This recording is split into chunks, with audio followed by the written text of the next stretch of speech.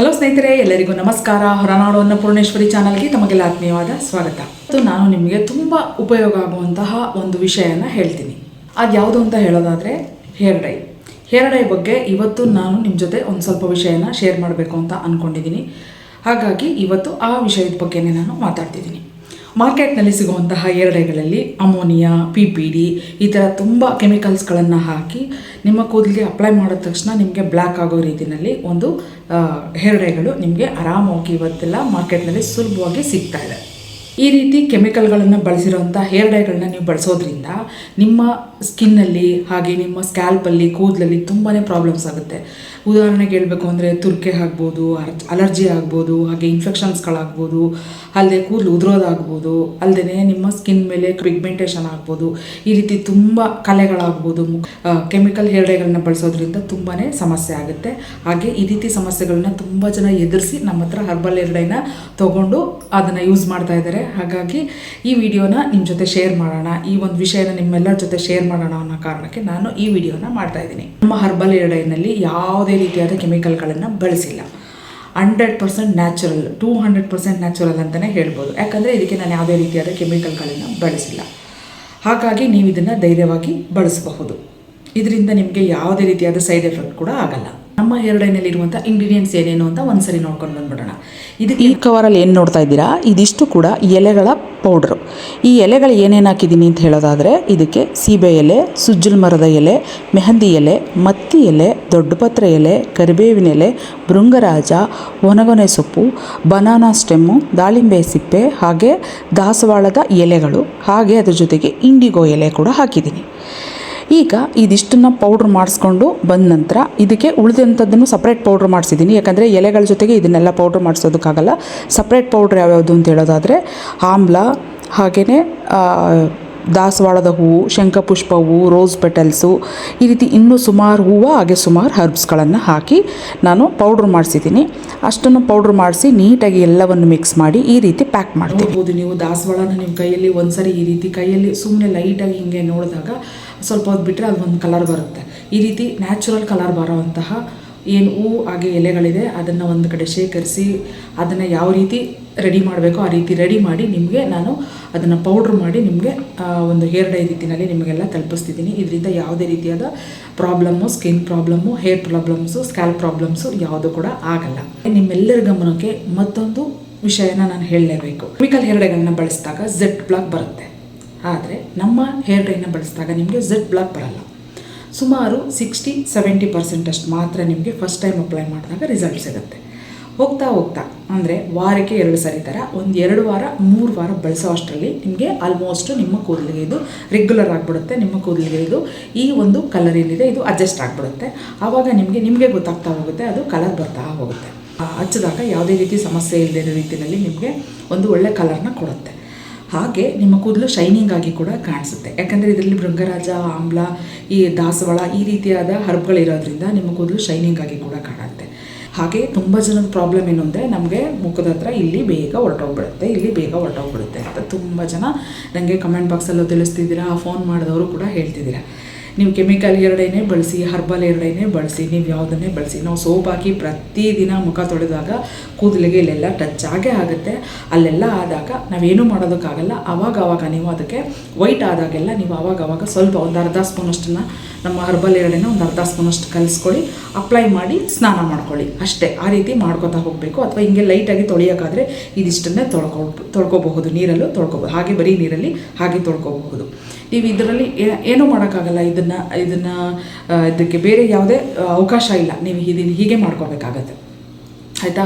ಈಗ ನಿಮಗೆ ನಾನು ಹೊಸದಾಗಿ ಹರ್ಬಲ್ ಹೇರ್ ಡೈ ಬಳಸ್ತಾ ಇರೋರಿಗೆ ನಿಮಗೆ ಈ ಒಂದು ವಿಷಯ ತಿಳಿಸಿದ್ದೀನಿ ಅಲ್ವಾ? ಹಾಗೆಯೇ ನಿಮಗೆ ಕೆಮಿಕಲ್ ಹೇರ್ ಡೈ ಬಳಸ್ತಾ ಇರೋಂಥವ್ರು ಕೂಡ ತುಂಬ ಜನ ಕೇಳಿದ್ದಾರೆ, ನಾವು ಕೆಮಿಕಲ್ ಹೇರ್ ಡೈ ಬಳಸ್ತಿದ್ವಿ, ನಮ್ಗೆ ತುಂಬ ಪ್ರಾಬ್ಲಮ್ ಆಗಿತ್ತು, ನಿಮ್ಮ ಹೇರ್ ಡೈ ಬಳಸಿದ್ಮೇಲೆ ನಮಗೆ ಪ್ರಾಬ್ಲಮ್ ಕ್ಲಿಯರ್ ಆಯಿತು, ಆದರೆ ನಮಗೆ ಕಲರ್ ಬರೋದಕ್ಕೆ ಸ್ವಲ್ಪ ತಡ ಆಯಿತು ಅಂತ ಕೂಡ ಕೇಳಿದ್ದೀರ. ಅದಕ್ಕೆ ಆ ಪ್ರಶ್ನೆಗೆ ಇವಾಗ ನಾನು ಉತ್ತರನ ಕೊಡ್ತೀನಿ. ಕೆಮಿಕಲ್ ಹೇರ್ ಡೈಗಳನ್ನು ಸುಮಾರು 15-20 ವರ್ಷದಿಂದ ಬಳಸ್ತಿದ್ದಾರೆ. ಇಲ್ಲ ಅಂದರೆ ಒಂದು 10 ವರ್ಷ 5 ವರ್ಷದಿಂದ ಅಂತೂ ಬಳಸೇ ಇರ್ತೀರ ಅಲ್ವಾ? ಅಷ್ಟು ವರ್ಷದಿಂದ ನೀವು ಕೆಮಿಕಲ್ ಹೇರ್ ಡೈಗಳನ್ನು ಬಳಸಿ ನಿಮ್ಮ ಕೂದಲು ಅದಕ್ಕೆ ಅಡ್ಜಸ್ಟ್ ಆಗಿರುತ್ತೆ. ಜೊತೆಗೆ ನಿಮ್ಮ ಕೂದಲಲ್ಲಿ ಕೆಮಿಕಲ್ ಪ್ರಮಾಣ ಜಾಸ್ತಿ ಇರುತ್ತೆ. ಕೆಮಿಕಲ್ ಪ್ರಮಾಣ ಜಾಸ್ತಿ ಇರೋವಂಥ ಕಡೆ ಹರ್ಬಲ್ ಯಾವುದೇ ಪ್ರಾಡಕ್ಟು ಯಾವುದೇ ಆಗಿರ್ಬೋದು ಹರ್ಬಲ್ಲು ಅದನ್ನು ಆ ಜಾಗದಲ್ಲಿ ಕೂತ್ಕೊಳ್ಳೋದಕ್ಕೆ ತುಂಬ ಸಮಯನ ತಗೊಳುತ್ತೆ. ಹಾಗಾಗಿ ನೀವು ತಾಳ್ಮೆ ಇದ್ದರೆ ಮಾತ್ರ ಕೆಮಿಕಲ್ ಹೇರ್ ಡೈನ ರೆಗ್ಯುಲರ್ ಆಗಿ ವರ್ಷಗಳಿಂದ ಬಳಸ್ತಾ ಇರೋವಂಥವರು ನಿಮಗೆ ತಾಳ್ಮೆ ಇದ್ದರೆ ಮಾತ್ರ ನಮ್ಮ ಹರ್ಬಲ್ ಹೇರ್ ಡೈನ ತೊಗೊಂಡು ಬಳಸಿ. ಓಕೆನಾ? ಆ ರೀತಿ ಬಳಸೋದ್ರಿಂದ ನಿಮಗೆ ಖಂಡಿತವಾಗ್ಲೂ ನಿಮಗೆ ರೆಗ್ಯುಲರ್ ಆಗಿ ವಾರಕ್ಕೆ 2 ಸರಿ ಥರ ನೀವು ಕಂಟಿನ್ಯೂಯಸ್ ಆಗಿ 5ರಿಂದ 6 ವಾರ ಬಳಸಬೇಕು. ಕೆಮಿಕಲ್ ಹೇರ್ ಡೈ ಬಳಸಿಲ್ಲ ಅನ್ನೋರು ವಾರಕ್ಕೆ 2ರಿಂದ 3 ಸಲ ಬಳಸಿದ್ರೆ ಸಾಕಾಗುತ್ತೆ. ಆದರೆ ಕೆಮಿಕಲ್ ಹೇರ್ ಡೈನ ಬಳಸಿದ್ದೀವಿ ಅಂತ ಅನ್ನೋರು 5ರಿಂದ 6 ಸಲ, ವಾರಕ್ಕೆ 2 ಸರಿ ಥರ 5ರಿಂದ 6 ವಾರ ಬಳಸಬೇಕಾಗುತ್ತೆ. ಬಳಸಿ ಕೆಮಿಕಲನ್ನು ರಿಮೂವ್ ಮಾಡ್ಕೋಬೇಕಾಗುತ್ತೆ. ಇಲ್ಲ ಮೇಡಮ್ ನಾವು ಅಷ್ಟೊಂದೆಲ್ಲ ಮಾಡೋದಕ್ಕಾಗಲ್ಲ ಅನ್ನೋಂಥವ್ರಿಗೆ ಒಂದು ತುಂಬ ಸುಲಭವಾಗಿರೋ ಟಿಪ್ಸ್ ಹೇಳ್ತೀನಿ ಹೇಳಿ. ಮೆಹಂದಿ ಗಿಡ ಸಾಮಾನ್ಯವಾಗಿ ಎಲ್ಲ ಕಡೆ ಸಿಗುತ್ತೆ. ಹಳ್ಳಿ ಕಡೆ ನಿಕ್ಕಿರೋವಂಥವ್ರು ಸಿಗಲಿರೋರು ಸಿಗುತ್ತೆ, ಹಳ್ಳಿಲಿರೋರು ಧಾರಾವಾಳವಾಗಿ ಸಿಗುತ್ತೆ. ಹಾಗೆ ಇವಾಗ ಆನ್ಲೈನೆಲ್ಲ ಆರಾಮಾಗಿ ನಿಮಗೆ ಪೌಡ್ರ್ಗಳು ಕೂಡ ಸಿಗ್ತದೆ. ಆದರೆ ಚೆನ್ನಾಗಿರುವಂತಹ ಆರ್ಗ್ಯಾನಿಕ್ ಪೌಡ್ರನ್ನ ನೋಡಿ ಎಣ್ಣೆ ಪೌಡ್ರನ್ನ ತರಿಸ್ಕೊಳ್ಳಿ. ಅದರಲ್ಲಿ ಕೂಡ ಕಲರ್ನ ಮಿಕ್ಸ್ ಮಾಡ್ತಾರೆ, ಕಲರ್ ಬರಲಿ ಅನ್ನೋ ಕಾರಣಕ್ಕೆ. ನ್ಯಾಚುರಲ್ ಕಲರ್ ಬರುವಂತಹ ಆರ್ಗ್ಯಾನಿಕ್ ಎಣ್ಣೆ ಪೌಡ್ರನ್ನ ತೊಗೊಂಡು ಅದನ್ನು ನೀವು ರಾತ್ರಿ ಬರೀ ನೀರಲ್ಲಿ ಕಲಸಿರಿ. ಇನ್ನೇನು ಅದಕ್ಕೆ ಮಿಕ್ಸ್ ಮಾಡಿಬಿಡಿ. ಬರೀ ನೀರಲ್ಲಿ ಕಲಸಿಟ್ಬಿಟ್ಟು ಬೆಳಗ್ಗೆ ಎದ್ದು ಅದನ್ನು ನಿಮ್ಮ ಕೂದಲಿಗೆ ಅಪ್ಲೈ ಮಾಡ್ತಾ ಬನ್ನಿ. ಅದರಿಂದ ಕೂಡ ನಿಮ್ಮ ಕೂದಲಲ್ಲಿ ಕೆಮಿಕಲ್ ಏನಿರುತ್ತೆ, ಕೆಮಿಕಲ್ ಹೇರ್ ಬಳಸಿ ಕೆಮಿಕಲ್ ಏನು ನಿಮ್ಮ ಸ್ಕ್ಯಾಲ್ಪಲ್ಲಿ ನಿಮ್ಮ ಕೂದಲಲ್ಲಿ ಇರುತ್ತೆ ಅದೆಲ್ಲ ರಿಮೂವ್ ಆಗುತ್ತೆ. ವಾರಕ್ಕೆ 2 ಸರಿ ಅಥವಾ ವಾರಕ್ಕೆ 1 ಸರಿ ಅಂತೂ ನಿಮ್ಗೆ ಕೋಲ್ಡ್ ಆಗುತ್ತೆ ಅನ್ನೋಂಥವ್ರು ವಾರಕ್ಕೆ 1 ಸರಿ, 15 ದಿವಸಕ್ಕೆ 1 ಸರಿ ಈ ಥರ ಅಪ್ಲೈ ಮಾಡಿ ಮಿನಿಮಮ್ ಒಂದು ಅರ್ಧ ಗಂಟೆ, 3/4 ಗಂಟೆ, 1 ಅವರ್ ಆ ಥರ ಬಿಟ್ಟು ಅದನ್ನು ವಾಶ್ ಮಾಡ್ತಾ ಬನ್ನಿ. ಆವಾಗಲೂ ಕೂಡ ನಿಮಗೆ ನಿಮ್ಮ ಕೂದಲಿಗೆ ನೀವು ಅಷ್ಟು ವರ್ಷಗಳಿಂದ ಬಳಸ್ತಿರುವಂಥ ಕೆಮಿಕಲ್ಲು ರಿಮೂವ್ ಆಗುತ್ತೆ. ಕೆಮಿಕಲ್ ಹೇರ್ ಡೈ ಬಳಸ್ತಾಗಿರುವಂಥ ಕೆಮಿಕಲ್ ರಿಮೂವ್ ಆಗುತ್ತೆ. ಆಮೇಲಿಂದ ನೀವು ನಮ್ಮ ಹೇರ್ ಡೈನ ಯೂಸ್ ಮಾಡ್ಬೋದು. ಅದರಿಂದ ಕೂಡ ಒಳ್ಳೆ ರಿಸಲ್ಟು ಸಿಗುತ್ತೆ. ನಾವು ಕೆಮಿಕಲ್ ಹೇರ್ ಡೈ ಬಳಸ್ತಿರೋರಿಗೆ ಏನಾದರೂ ಒಂದು ಹೇಳಿ ಅಂತ ಕೇಳಿದ್ದಕ್ಕೆ ನಾನು ಈಗ ಈ ವಿಷಯನ ಹೇಳ್ತಿದ್ದೀನಿ ಅಷ್ಟೇ. ನಿಮಗೆ ಯಾವ ರೀತಿ ಅನುಕೂಲ ಆ ರೀತಿ ನೀವು ಮಾಡ್ಕೊಬೋದು. ಈಗ ಹೇರ್ ಡೈ ಬಗ್ಗೆ ನಾನು ಸಾಕಷ್ಟು ವಿಷಯನ ನಿಮ್ಮ ಜೊತೆ ಶೇರ್ ಮಾಡ್ಕೊಂಡಿದ್ದೀನಿ. ಹಾಗೆಯೇ ಈ ಹೇರ್ ಡೈನ ಯಾವ ರೀತಿ ಹಚ್ಕೊಳ್ಳೋದು ಅಂತ ತುಂಬ ಜನ ಕೇಳಿದ್ದೀರಾ. ನಿಮ್ಮ ಹೇರ್ ಡೈನ ಯಾವ ರೀತಿ ಹಚ್ಕೊಳ್ಳೋದು ಇನ್ನೊಂದು ಸರಿ ಹೇಳಿ ಅಂತ ನಾನು ತುಂಬ ಸರಿ ತೋರಿಸಿದ್ದೀನಿ. ಆದ್ರೂ ಮತ್ತೆ ಹೇಳ್ತಿದ್ದೀನಿ, ನೀವೇನಾದರೂ ನಮ್ಮ ಹರ್ಬಲ್ ಹೇರ್ ಡೈ, ನಮ್ಮ SBS ಹರ್ಬಲ್ ಹೇರ್ ಡೈನ ಬಳಸ್ತಾ ಇದ್ದೀರಾ ಅನ್ನೋದಾದರೆ, ಅದನ್ನು ಬಳಸೋದು ಹೇಗೆ, ಬಳಸಬೇಕು ಅಂದ್ಕೊಂಡಿದ್ದೀರಾ ಅನ್ನೋದಾದರೆ ಅದನ್ನು ಬಳಸೋದು ಹೇಗೆ ಅಂದರೆ, ನಿಮಗೆ ಎಷ್ಟು ಅಗತ್ಯ ಇದೆ, ನಿಮ್ಮ ಕೂದಲು ಎಷ್ಟಿದೆ ಅಷ್ಟನ್ನು ನೋಡಿಕೊಂಡು ನೀವು ಈ ಒಂದು ನಮ್ಮ SBS ಹರ್ಬಲ್ ಪೌಡರ್ನ ಒಂದು ಬೌಲ್ಗೆ ಹಾಕೊಳ್ಳಿ. ಯಾವುದಾದ್ರೂ ಹಾಕೋಬೋದು, ಗಾಜಿನ bowl, steel bowl, plastic bowl ಯಾವುದಕ್ಕೆ ಬೇಕಾದರೂ ಹಾಕೋಬೋದು. ಹಾಕೊಂಡು ಅದಕ್ಕೆ ಉಗುರು ಬೆಚ್ಚಗಿರುವಂಥ ನೀರನ್ನು ಹಾಕಿ ಕಲಿಸ್ಕೊಳ್ಳಿ. ಬಜ್ಜಿ ಮಾಡೋದಕ್ಕೆ ಕಲಿಸ್ತೀವಲ್ವ ಅದೇ ಹದದಲ್ಲಿ ನೀವು ಈ ಒಂದು ಪೌಡರ್ನ ಕಲಿಸ್ಕೋಬೇಕು. ಕಲಿಸ್ಕೊಂಡು ಬ್ರಷಿಂದ ಅಥವಾ ಕೈಯಲ್ಲೇ ಹಚ್ಚಿ, ತುಂಬ ಜನಕ್ಕೆ ಬ್ಲ್ಯಾಕ್ ಆಗಿದೆ ಮೇಡಮ್, ಸುಮಾರು 4-5 ದಿವಸ ಬ್ಲ್ಯಾಕ್ ಕಲರ್ ಹಾಗೇ ಇತ್ತು ಅಂತೆಲ್ಲ ಕೇಳಿದ್ದೀರ. ಹಾಗಾಗಿ ನೀವು ಬ್ರಷಲ್ಲಿ ಹಚ್ಕೊಳ್ಳೋದೇ ಉತ್ತಮ, ಅಥವಾ ಗ್ಲೌಸ್ ಹಾಕಿ ಹಚ್ಕೊಳ್ಳಿ, ತೊಂದರೆ ಇಲ್ಲ.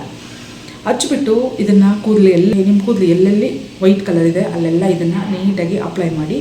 ಸ್ವಲ್ಪ ನೀವು ತಿಕ್ಕಾಗೆ ಅಪ್ಲೈ ಮಾಡಿ. ಮೆಹಂದಿ ಎಲ್ಲ ಹಚ್ತೀರಲ್ಲ ಆ ಥರ ತಿಕ್ಕಾಗಿ ಎಲ್ಲೆಲ್ಲಿ ವೈಟ್ ಇದೆ ಅಲ್ಲೆಲ್ಲ ಅಪ್ಲೈ ಮಾಡಿ. ಸ್ಕಿನ್ಗೆ ಟಚ್ ಆಗೋ ರೀತಿಯಲ್ಲೇ ನೀವು ಸ್ಕಿನ್ನನ್ನು ಸೇರಿಸಿನೇ ಬುಡದಿಂದ ನಿಮ್ಮ ಕೂದಲಿಗೆ ನಮ್ಮ ಒಂದು ಹರ್ಬಲ್ ಹೇರ್ ಡೈನ ಅಪ್ಲೈ ಮಾಡಿ. ಅಪ್ಲೈ ಮಾಡಿದ್ಮೇಲೆ ಮಿನಿಮಮ್ ಅರ್ಧ ಗಂಟೆ, 3/4 ಗಂಟೆ ಬಿಟ್ಟರೆ ಸಾಕಾಗುತ್ತೆ. ನಂತರ ನೀವು ನಾರ್ಮಲ್ ವಾಟ್ರಿಂದ ವಾಶ್ ಮಾಡ್ಕೊಳ್ಳಿ. ವಾಶ್ ಮಾಡಿಕೊಂಡು ನೀವು ಅದಕ್ಕೆ ಶಾಂಪೂ ಆಗಲಿ ಏನನ್ನು ಬಳಸಬೇಡಿ. ಬರೀ ನಾರ್ಮಲ್ ವಾಟ್ರಲ್ಲಿ ವಾಶ್ ಮಾಡಿ ಹಾಗೆ ಬಿಟ್ಬಿಡಿ. ಫುಲ್ ನೀಟಾಗಿ ಅದೇನಿದೆ ತಲೆಯಲ್ಲಿ ಅದನ್ನೆಲ್ಲ ನೀಟಾಗಿ ಉಗಿಸಿ ಅದನ್ನು ಹಾಗೆ ಬಿಟ್ಬಿಡಿ. ಅಷ್ಟೇ ಸಾಕಾಗುತ್ತೆ. ನೀವು ಆ ನೀರಿಂದ ವಾಶ್ ಮಾಡಿಕೊಂಡು ನೀವು ಕೂದಲನ್ನು ಡ್ರೈ ಮಾಡ್ಕೋಬೋದು. ಅಂದರೆ ಬಿಸಿಲಲ್ಲಿ ಅಥವಾ ನೆರಳಲ್ಲಿ ಅದನ್ನು ಒಣಗಿಸ್ಕೋಬೋದು. ಮೇಡಮ್ ಮತ್ತೆ ನಮಗೆ ನಾಳೆ ಫಂಕ್ಷನ್ ಇದೆ, ಮತ್ತೆ ನಾಳೆ ಎಣ್ಣೆ ಎಲ್ಲ ಅಪ್ಲೈ ಮಾಡಿ ಶಾಂಪೂ ಹಾಕಿ ಮಾಡ್ಕೊಂಡು ಹೋಗೋ ಸಮಯ ಇಲ್ಲ ಅಂತ ಅನ್ನೋದಾದರೆ ನೀವು ಹಾಗೆ ಹೋಗ್ಬೋದು. ಈಗ ನಾವು ಇದಕ್ಕೆ ಬನಾನಾ ಸ್ಟೆಮ್ಮು, ಹಾಗೆ ದಾಳಿಂಬೆ ಸಿಪ್ಪೆ, ಇನ್ನೂ ಸುಮಾರು ಹರ್ಬ್ಸ್ಗಳನ್ನು ಹೊಸದಾಗಿ ಇದಕ್ಕೆ ನಾವು ಸೇರಿಸಿರೋದ್ರಿಂದ ನಿಮ್ಮ ಕೂದಲು ಇನ್ನೂ ಶೈನಿಂಗ್ ಆಗೇ ಇರುತ್ತೆ. ನಿಮಗೆ ಆಯಿಲ್ ಅಪ್ಲೈ ಮಾಡಿ ಶಾಂಪೂ ಮಾಡಿ ಡ್ರೈ ಮಾಡ್ಕೊಂಡು ನೀವು ಹೊರಗಡೆ ಹೋಗ್ಬೋದು ಫಂಕ್ಷನ್ಗೆ. ನೀವು ಯಾವಾಗ ತಲೆ ಸ್ನಾನ ಮಾಡ್ತೀರಾ ಆವಾಗ ಕೂದಲಿಗೆ ಎಣ್ಣೆ ಅಪ್ಲೈ ಮಾಡಿ 1 ಅವರ್ ಬಿಟ್ಟು ಆ ನಂತರ ನೀವು ಶಾಂಪೂನ ಹಾಕಿ ಸ್ನಾನ ಮಾಡಬೇಕು. ನೆನಪಿರಲಿ, ಹರ್ಬಲ್ ಆಯಿಲ್ ಅಥವಾ ಕೊಬ್ಬರಿ ಎಣ್ಣೆಯನ್ನು ಹಚ್ಚಿ ಸ್ನಾನ ಮಾಡಿ. ಹಾಗೆಯೇ ಶಾಂಪೂ ಅನ್ನೋದಾದರೆ ನೀವು ಕೆಮಿಕಲ್ ಇರುವಂತಹ ಯಾವುದೇ ರೀತಿಯಾದ ಶಾಂಪೂನ ಬಳಸಬೇಡಿ. ಯಾಕೆ ಅಂತ ಹೇಳೋದಾದರೆ, ಆಲ್ರೆಡಿ ಹರ್ಬಲ್ ಹೇರ್ ಡೈನ ಬಳಸ್ತಿರ್ತೀರ, ಕೆಮಿಕಲ್ ಶಾಂಪೂವನ್ನು ಬಳಸಿದ್ರೆ ಆ ಒಂದು ಹೇರ್ ಡೈ ಏನಿರುತ್ತೆ ಅದೆಲ್ಲ ಹೊರಟೋಗ್ಬಿಡುತ್ತೆ. ಹಾಗಾಗಿ ನೀವು ಹರ್ಬಲ್ ಶಾಂಪೂವನ್ನು ಬಳಸಿ ನಿಮ್ಮ ಕೂದಲನ್ನು ವಾಶ್ ಮಾಡಿಕೊಂಡ್ರೆ ತುಂಬಾ ಒಳ್ಳೆಯದು. ನಿಮಗೆ ಹರ್ಬಲ್ ಆಯಿಲ್ ಆಗ್ಬೋದು ಅಥವಾ ಹರ್ಬಲ್ ಶಾಂಪೂ ಆಗ್ಬೋದು. ಬೇಕು ಅಂದರೆ ನಮ್ಮ ಸ್ಕ್ರೀನ್ ಮೇಲೆ ಕಾಣುವಂಥ ನಂಬರ್ಗೆ ಫೋನ್ ಮಾಡ್ಬೋದು ಅಥವಾ ವಾಟ್ಸಪ್ ಮಾಡಿ ಬುಕ್ ಮಾಡಿ ನೀವು ತರಿಸ್ಕೋಬೋದು. ಬೇಕು ಅಂದರೆ ನಮ್ಮ ಹತ್ರನೇ ತರಿಸ್ಕೋಬೇಕು ಅಂತಿಲ್ಲ, ಎಲ್ಲಿ ಬೇಕಾದರೂ ತರಿಸ್ಕೊಳ್ಳಿ. ಹರ್ಬಲ್ ಆಯಿಲ್, ಹರ್ಬಲ್ ಶಾಂಪೂನ ಬಳಸಿ ಅಷ್ಟೇ. ಹಾಗೆ ಈ ವಿಡಿಯೋ ನಿಮಗೆಲ್ಲ ಇಷ್ಟ ಆಗಿದ್ರೆ ದಯವಿಟ್ಟು ಲೈಕ್ ಮಾಡಿ, ಹಾಗೆ ಶೇರ್ ಮಾಡಿ. ನಮ್ಮ ಹರ್ಬಲ್ ಹೇರ್ ಡೈ ಬಗ್ಗೆ ನಿಮಗೇನಾದರೂ ಪ್ರಶ್ನೆ ಇದ್ದರೆ ನಮಗೆ ಕಮೆಂಟ್ ಬಾಕ್ಸಲ್ಲಿ ತಿಳಿಸ್ಬೋದು. ನಾನು ಅದಕ್ಕೆ ಖಂಡಿತವಾಗ್ಲೂ ಉತ್ತರ ಕೊಡ್ತೀನಿ. ಸಬ್ಸ್ಕ್ರೈಬ್ ಮಾಡಿಕೊಂಡು ಬೆಲ್ ಐಕಾನ್ ಒತ್ತೋದ್ರಿಂದ ನಾನು ಹಾಕ್ತಂಥ ವೀಡಿಯೋಸ್ಗಳು ತಕ್ಷಣವೇ ನಿಮಗೆ ಬರುತ್ತೆ. ಮತ್ತೊಂದು ಹೊಸ ವೀಡಿಯೋ ಜೊತೆ ತಮ್ಮೆಲ್ಲರನ್ನ ಭೇಟಿ ಆಗ್ತೀನಿ. ಅಲ್ಲಿವರೆಗೆ ಎಲ್ಲರಿಗೂ ಧನ್ಯವಾದ.